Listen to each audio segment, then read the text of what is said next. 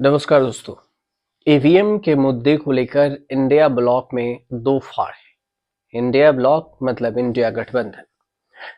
अब आप सोच रहे होंगे कि अब ईवीएम को लेकर ऐसा क्या हुआ। तो वह यूं कि उमर अब्दुल्ला के बाद अब अभिषेक बनर्जी, ममता बनर्जी के भतीजे ने भी कांग्रेस से किनारा कर लिया। पूरी कहानी समझिए। जम्मू कश्मीर के मुख्यमंत्री हैं उमर अब्दुल्ला और उनके बाद टीएमसी के सांसद अभिषेक बनर्जी ने भी ईवीएम के खिलाफ कांग्रेस पार्टी के आरोपों को खारिज कर दिया है। जैसे कि कांग्रेस पार्टी और समाजवादी पार्टी हरियाणा और महाराष्ट्र विधानसभा चुनाव में हार के बाद कांग्रेस सबसे ज्यादा बैलेट पेपर से मतदान कराने की मांग कर रही है। इसी को लेकर ममता बनर्जी के भतीजे अभिषेक बनर्जी ने संसद भवन परिषद में मीडिया कर्मियों से बातचीत की। इस दौरान उन्होंने कहा कि जो लोग ईवीएम पर सवाल उठाते हैं, अगर उनके पास कुछ है तो उन्हें चुनाव आयोग के पास जाकर डेमो दिखाना चाहिए।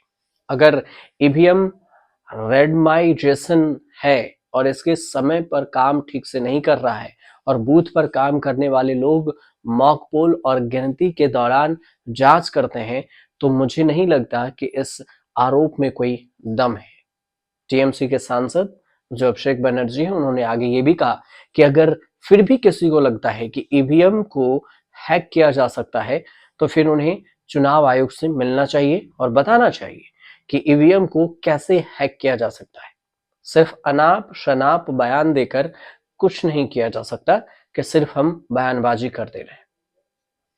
उनकी यह टिप्पणी जम्मू कश्मीर के मुख्यमंत्री और इंडिया गठबंधन के सदस्य उमर अब्दुल्ला के द्वारा ईवीएम पर कांग्रेस की आपत्तियों को खारिज करने के एक दिन बाद आई। और उमर अब्दुल्ला ने भी एक इंटरव्यू में इस मुद्दे को लेकर बयान दिया था और उन्होंने कहा था कि जब आप जीतते हैं तो चुनाव परिणामों को स्वीकार कर लेते हैं और जब आप हार जाते हैं तो फिर ईवीएम को दोष दे देते हैं। इसी ईवीएम से जब आपके 100 से ज्यादा सांसद चुनकर आते हैं तो आप इसे अपनी पार्टी की जीत के रूप में सेलिब्रेट करते हैं। तो कुछ महीनों के बाद आप नहीं कर सकते हैं तो हमें ईवीएम पसंद नहीं है, क्योंकि अब चुनाव नतीजे उस तरह नहीं आ रहे हैं जैसा हम चाहते हैं। कुछ विपक्षी नेताओं के इस सुझाव के बारे में कि ममता बनर्जी को इंडिया ब्लॉक का नेतृत्व करना चाहिए, जैसे कि सवाल उठता रहा है, इसको लेकर अभिषेक बनर्जी ने कहा कि इंडिया ब्लॉक में शामिल दलों के नेता बैठेंगे, इस मामले पर चर्चा करेंगे। ममता बनर्जी वरिष्ठ नेताओं में से हैं, मुख्यमंत्री के रूप में उनका तीसरा कार्यकाल है और वह पहले भी केंद्रीय मंत्री रह चुकी हैं। इसीलिए इस संबंध में विस्तार से चर्चा होनी चाहिए। किसी भी पार्टी को छोटा नहीं समझना चाहिए। टीएमसी इंडिया गठबंधन में एकमात्र ऐसी पार्टी है जिसने बीजेपी के साथ साथ कांग्रेस को भी हराया है। इससे टीएमसी की ताकत का पता चलता है कि टीएमसी कितनी मजबूत। लोग पार्टियां छोड़कर बीजेपी में जाते हैं और टीएमसी एकमात्र ऐसी पार्टी है जहां लोग बीजेपी छोड़कर टीएमसी में आते हैं। बीजेपी के नेता इस बयान को लेकर अमित मालवीय ने तुरंत अभिषेक बनर्जी के बयान को लपक लिया और दावा किया कि इससे कांग्रेस ईवीएम मुद्दे पर अलग थलग पड़ गई है।